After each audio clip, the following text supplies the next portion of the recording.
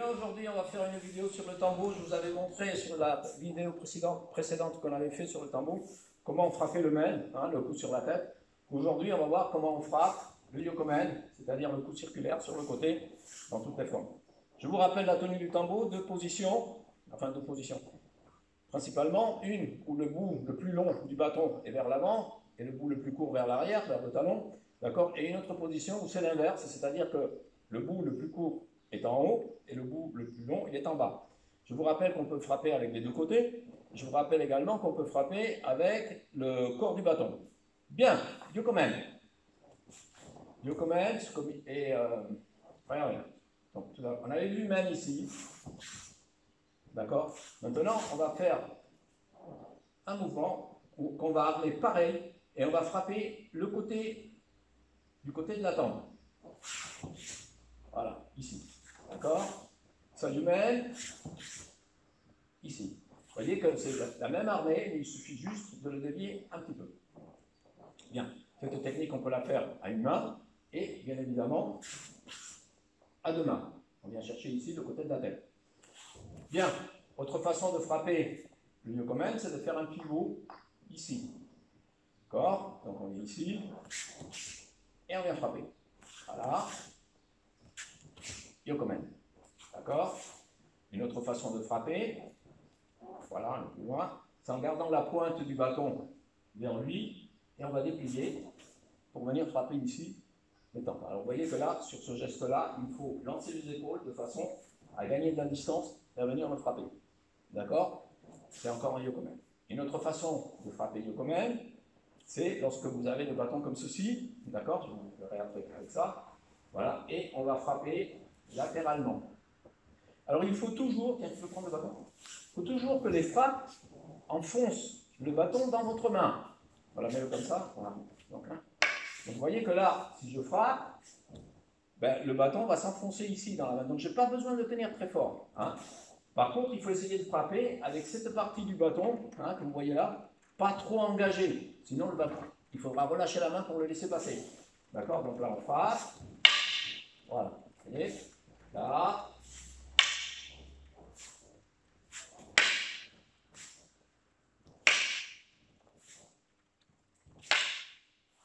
Ok.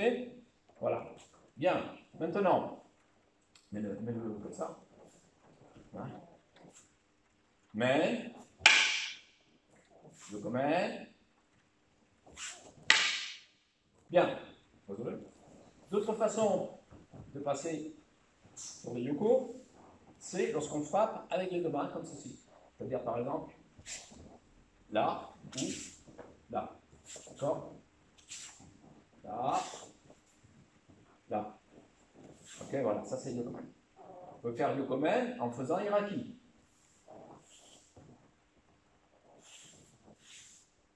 Ok. Voilà. Après, vous allez vous amuser à combiner les attaques. Men, yokomen, hashinoshi, etc. C'est une arme très efficace, il faut du temps pour apprendre à la manier quand même correctement. D'accord. Donc, yokomen, regardez, quand je le fais vers vous, vous allez voir que la pointe elle ne bouge pas, elle reste orientée vers l'avant et on tourne. On le fait pivoter autour du poignet. D'accord. On frappe latéralement et on le laisse courir ici. Ok, voilà, encore une fois. Vous pouvez frapper avec les deux mains. Regardez la position de la main avant, ou comme ceci, ou comme ceci.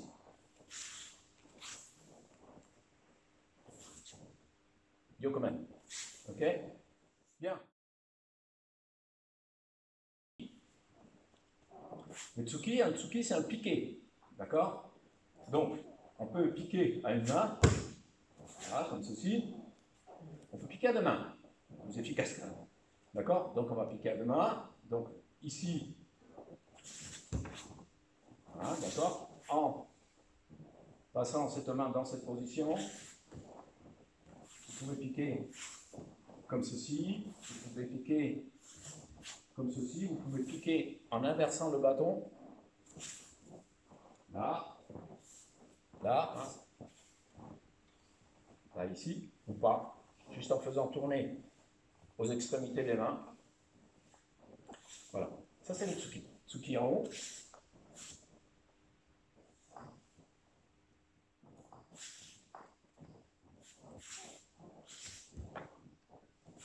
Ushirotsuki.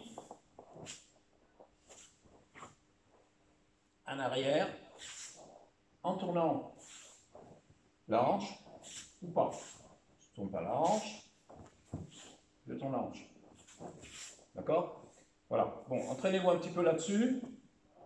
Au fur et à mesure que vous allez acquérir de la dextérité, on va commencer à avoir des techniques avec des enchaînements un peu plus subtils. Pensez que c'est un bâton, et qu'un bâton est fait pour frapper.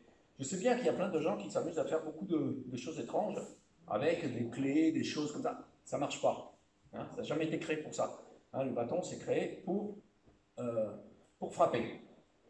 Position, il y a des choses, par exemple, imaginez qu'il va me donner un coup de couteau, il ne faut pas bouger les coudes, pas armé. Hein. Donc ça, ce sont des techniques qui sont réalisables. Après, les trucs un peu biscornus sont quand même assez difficiles à faire. Je vois des gens qui s'amusent à faire des clés en passant le bâton ici, etc. Bon, c'est bien, c'est joli. Voilà, c'est tout. D'accord? Merci à tous, à très bientôt.